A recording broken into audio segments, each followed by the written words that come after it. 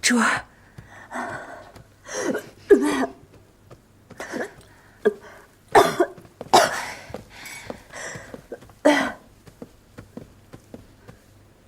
嫔妾常在所处伦氏，给主位嘉嫔娘娘请安。不容易，转眼间就这般金尊玉贵了。嫔妾还不是沾了您的福气，若非当日嫔妾被罚得您相救，哪有今日？日后与娘娘同住启祥宫中，还请娘娘多多照拂。坐吧。你替皇后和贵妃除了贤贵人这个眼中钉，那是你自己的本事。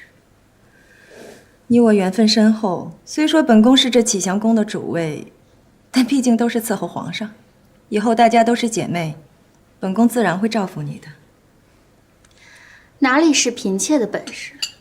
谁让那乌拉那拉氏做了恶事，嫔妾才能帮着皇后娘娘正本清源，整肃宫纪。不过慎常在，你也要多为自己留心些。毕竟贤贵人是你的救主，若是哪日又复宠，让你回到他身边，皇上也未必会不答应。谋害皇嗣，乌拉那拉氏翻不了身。是吗？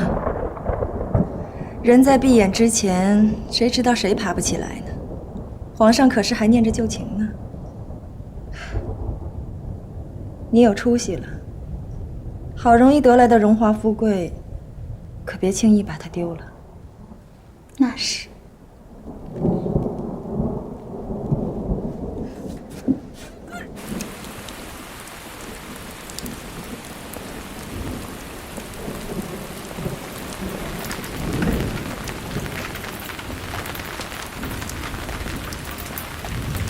主，你怎么了？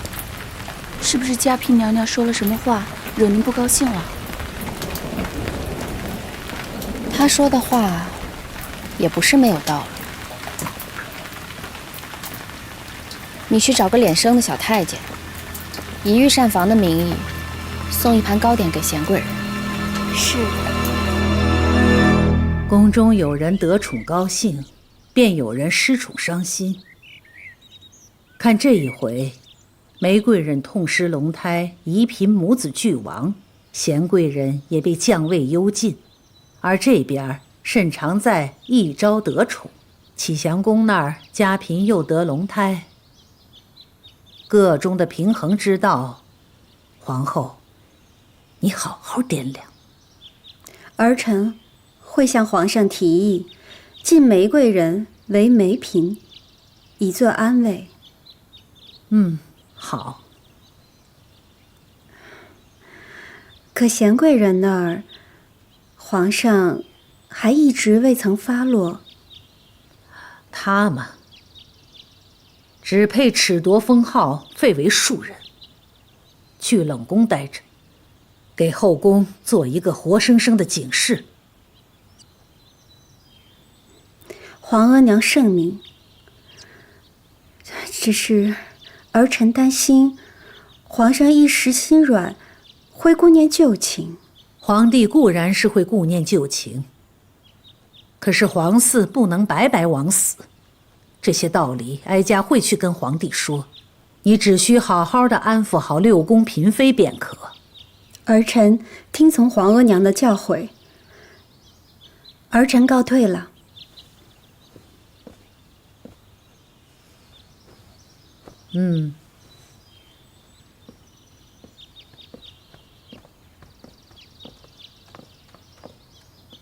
福家，昨夜里的那碟子糕点是你亲手结下的？是。蠢货，明目张胆地动起手来了。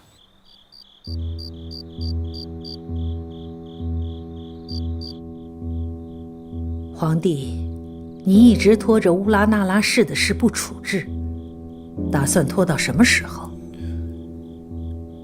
皇娘，总得再查查。证据不足，人证物证，害人的缘由，哀家瞧着是太足了。乌拉那拉氏谋害皇嗣，罪不可恕，理应即刻褫夺封号，废为庶人，终身幽居冷宫。皇阿娘，这样的处置会不会太过于仓促了？那还要继续查吗？查，就只有2个结果。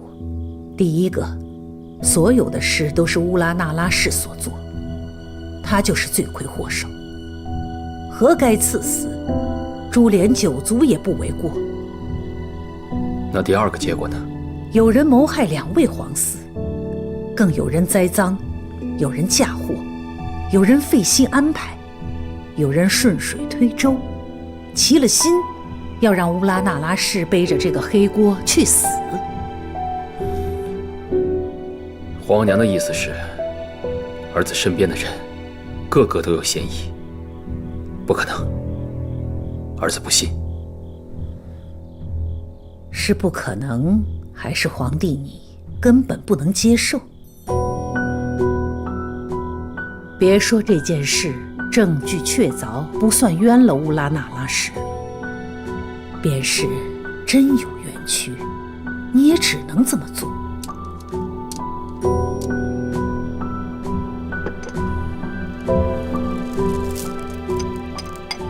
说了这么多，你还是不服？那好，哀家再给你看样东西。福家，把东西拿上来。在。皇上，奴婢拦下了一盘有毒的糕点，经查问，是盛常在叫人送去延禧宫给贤贵人的。他这是要赶尽杀绝。也难说。为了怕乌拉那拉氏反扑，自保也是一种说法。无论如何，这糕点都已经送到延禧宫了，就说明有多少人盼着他死。就算你把他留在后宫，又能保全他的性命多久？这么多铁证，如意翻不了身的。让他去冷宫吧。你越查得紧，越逼着人对如意下手。有时候啊，就是需要权宜之计，才能够以待来日。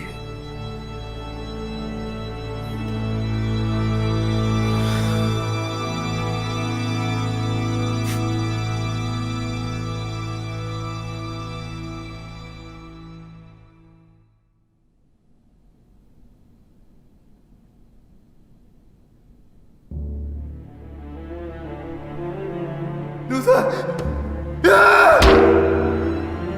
奴婢自知不活，今日便和小鹿子一样一头撞死在这里。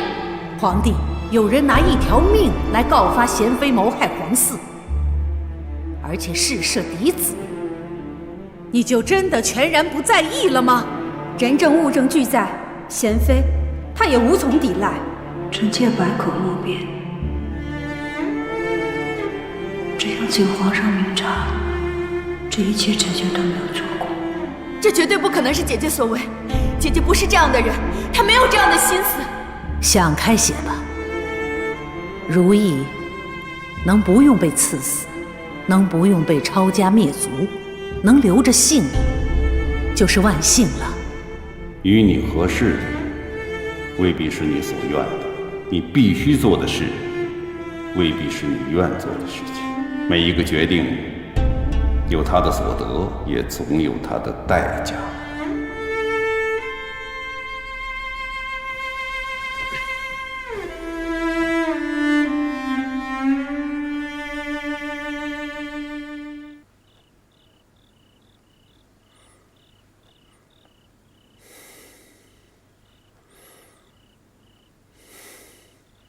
玉壶，奴婢在。真要你查的事情，别再查下去了。皇上有难处。是。皇娘也不赞成再查。后宫的水太深，一搅就浑了，还脏着了您。朕有2件事情要你去办：家嫔住在真香馆，这样你亲自照料家嫔，直到生产，母子平安。奴婢会的。第二，在冷宫里，都是历代被遗弃的嫔妃，好歹都是宫里人，真不希望有人死在里面。